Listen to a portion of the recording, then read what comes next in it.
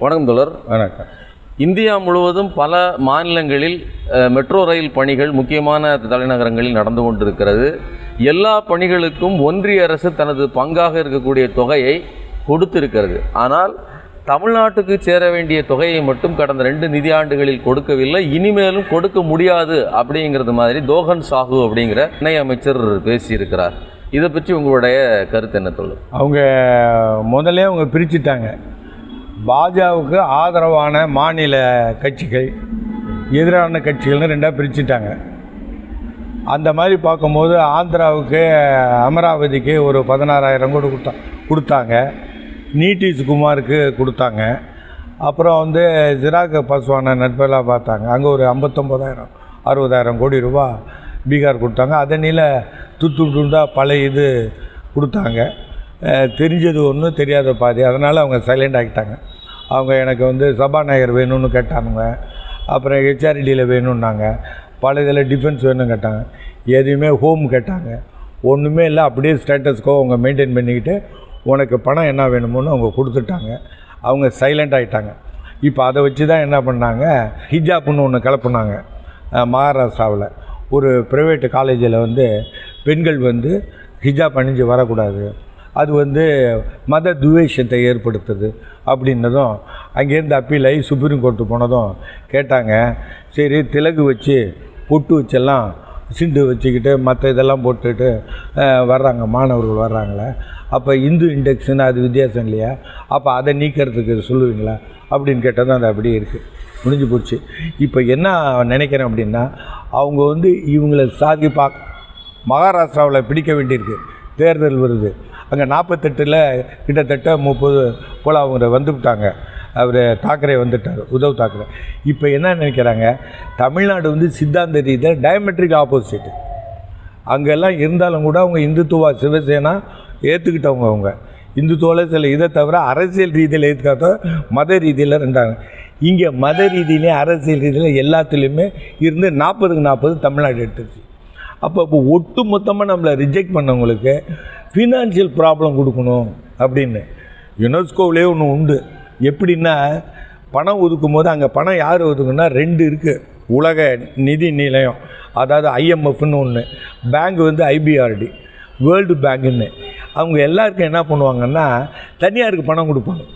இப்போ ஜப்பானில் போய் கடன் வாங்குகிறான். அமெரிக்காவே 2 இடத்துல தான் அதிகமாக பணம் வாங்கியிருக்கான். ஒன்று சைனா, இன்னொன்று ஜப்பான். அது மாதிரி என்ன பண்ணுறேன், சைனாட்ட $800 பில்லியன் வாங்கிட்டு அமெரிக்கா வட்டி கொடுத்துக்கிட்டு இருக்கான். அப்போ அது மாதிரி ப்ராஜெக்ட்டு போய் இப்போ நமக்கு கூட எய்ம்ஸ் மதுரையில் உள்ளதுன்னா ஜப்பான் தரணும், ஏன்னா வரல அப்படின்னு சொல்லி வெங்கடேசன் கேட்கும்போது, மதுரை MP கேட்கும்போது, இல்லை நாங்கள் சில இது ப்ரொசீஜர் ப்ராப்ளம் இருக்குது அப்படின்னு சொல்லிட்டு அவங்க ஆரம்பித்த அத்தனை எய்ம்ஸுமே சரியில்லை. தொட்டது தொலங்களை, வச்சது விளங்கலை, எல்லாம் நம்பர் சொன்னானுல தவறுன்ட்டு. அப்போ இது மாதிரி இப்போ வேர்ல்டு பேங்கில் IMFல எல்லாம் போய் வாங்குறது, அது வேர்ல்டு பேங்க் தனியார் தான் கொடுப்பான், அவ்வளோவில் பொதுத்துறைக்கு தரமாட்டான். இப்போ இவங்க சென்ட்ரலில் இனிமேல் வாங்க முடியாது. இனிமேல் வேறு சோர்ஸ் தான் பார்க்கணும். இதுவரையிலும் நம்மள்கிட்ட செய்த இதுக்கு அடிப்படை காரணம் அரசியல் தான். பணம் இல்லை. நான் என்ன கேட்குறேன், ஒரு மக்கள் எங்களுக்கு ஓட்டு போடவில்லை, அதனால் நாங்கள் அவர்களுக்கு நிதி கொடுக்க மாட்டோம்னு சொல்லுகிற ஒரு அரசு, அந்த மக்கள்கிட்ட இருந்து நாங்கள் வரி வாங்க மாட்டோம்னு சொல்லி ஒதுக்க வேண்டியது. நீங்கள் அந்த அளவுக்கு வலுவா இல்லையே. நீங்கள் நல்லா கவனிக்கணும். 1766 1776 இந்த பிரச்சனை வந்தது. என்ன பண்ணான்னா, அமெரிக்கா சுதந்திரம் நடந்தது, வார் ஆஃப் இண்டிபெண்டன்ஸ் 1766. அப்போ தான் ஆடம் ஸ்மித் பொருளாதார தந்தையும் அவர் புத்தகத்தை வெல்த் ஆஃப் நேஷன்ஸு, செல்வத்தை பற்றிய நாடுகள்னு சொல்லி எழுதுகிறாரு. அப்போ என்ன சண்டை வந்ததுன்னா, அப்போ காலனியாக இருக்குது வட அமெரிக்கா. இன்றைக்கி உள்ள வட அமெரிக்கா நார்த் அமெரிக்கா காலனியாக இருக்குது. யாருக்கு? பிரிட்டனில். அப்போ என்ன பண்ணுறாங்க, இவங்க எங்களுக்கு பார்லிமெண்ட்டில், பிரிட்டிஷ் பார்லிமெண்ட்டில் இடம் கொடு, ஹவுஸ் ஆஃப் காமன்ஸில் எங்களுக்கு பிரதிநிதி வரணுன்னப்போ முடியாது, நீ காலனி ஒன்லி இங்கிலாண்டான. அப்போ தானா நோ டாக்ஸேஷன் வித்தவுட் ரெப்ரசன்டேஷன். வரி எங்களுக்கு போடுற, வரி கொடுக்குறோம்ல, அப்போ பிரதிநிதி கொடு. அப்போ பிரதிநிதித்துவம் இல்லைன்னா வரி கட்ட முடியாது அப்படின்னு. அந்த மாதிரி நான் வலுவல்ல. ஆமி சண்டை போட்டு கார்ன்வாலிஸ் அவங்க தோற்று போய் இங்கே வந்தான் அவன். அப்போ கார்ன்வாலிஸ் இங்கே யார்? திப்பு சுல்தான் தோக்கடிக்கிறான். இவன் எங்கேருந்து வந்தான்? வாஷிங்டன் தான் தோத்துட்டு வந்தான், ஜார்ஜ் வாஷிங்டனில். அது வந்து இங்கே எல்லாம் வலுவணும். நீங்கள் அது மட்டும் இல்லை, இவங்க இடி ஐடிக்கு எல்லாத்துக்கும் பயப்படுறாங்க. இப்போ டெல்லியில் நான் கேட்குறது, ஆட்சியாளர்கள் பயப்படுகிறார்கள், மக்கள் வந்து அதை குறித்து பயப்பட மாட்டாங்க. இப்போ நான் என்ன கேட்குறேன், நாளைக்கு இப்படியே ஒதுக்குனீர்கள் என்றால் தமிழர்கள் எக்காலத்திலும் பாஜகவுக்கு மட்டும் இல்லை ஒன்றியத்துக்கு எதிரானவர்களாக திரும்புவார்கள் இல்லையா? இப்போ திரும்பி தானே ஓட்டு போட்டுருங்க. நீங்கள் 1967 ஆல் இண்டியா காங்கிரஸ், காங்கிரஸ் அது காங்கிரஸ் தான் பிஜேபி, காங்கிரஸ் உள்ள இடத்துல பிஜேபி வந்திருக்கு. ஆனால் அந்த அளவுக்கு இங்கே வளரல. இன்னமும் செல்வாக்காக காங்கிரஸ் தான் இருக்குது, சோனியா காங்கிரஸ். இப்போ அன்னைக்கு நேரு காங்கிரஸ், இந்திரா காங்கிரஸ்ன்னு இருந்தது. இங்கே மக்கள் வந்து எதிர்த்தவன் இருக்கான். இவன் ஜனநாயகம் எப்படி இருக்கான்? இந்தியாவிலே ஒட்டு மொத்தமாக 40க்கு 40 டிஎம்கே போட்டாங்க. எதுக்கு போட்டான்? ஆன்டி பிஜேபி ஓட்டு, ஆன்டி இந்துத்துவா ஓட்டு, ஆன்டி சனாதன ஓட்டு. அப்போ எந்த கட்சிகளாக இருந்தாலும் பார்லிமெண்ட்டுக்கு கம்ப்ளீட்டாக சாலிடாக இருந்து ஓட்டு போட்டான். அப்போ இங்கே வந்து என்ன ஆயிடுதுன்னா, இங்கே ஜனநாயகத்தில் வேறு ஒன்றும் செய்ய முடியாது. அடுத்த தேர்தலில் வருது. அப்போ தான் என்ன ஆயிடுது, ஆட்சி மாற்றம் ஒன்றே தான் தீர்வு.